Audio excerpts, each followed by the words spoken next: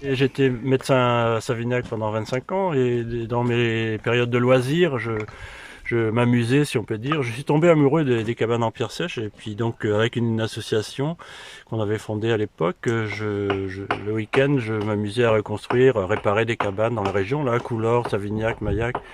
J'en ai réparé en tout une vingtaine et là, depuis 10 ans que je suis en retraite, j'ai repris l'activité avec Christian et maintenant avec Patrick et Laurence. Donc depuis une dizaine d'années, on en a reconstruit, réparé une vingtaine sur le COS. Alors celle-ci, elle a été bombardée ou mitraillée, je ne sais pas quoi dire exactement, par les militaires au moment où c'était un terrain d'entraînement militaire. Et c'est la seule cabane qui a été démolie par les militaires d'ailleurs. On a récupéré les pierres pour faire le mur déjà. Les pierres étaient sur place et après pour la toiture on a dû aller en chercher puisqu'on n'avait pas de pierres plates. Le principe c'est de construire d'abord un mur donc qui est circulaire, là vous voyez, un mur en pierre sèche, c'est-à-dire par empilement de pierres avec des joints croisés. Et ensuite il y a deux structures, on fait une cabane, c'est deux structures emboîtées l'une dans l'autre. La structure extérieure donc, qui est faite du mur et de la toiture en lauze, qui n'est pas finie là.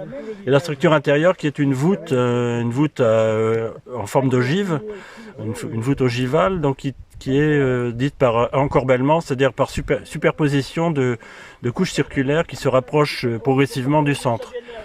Donc chaque pierre appuie sur la précédente et donc c'est comme ça que ça tient. C'est uniquement par la pesanteur parce qu'il n'y a pas de ciment.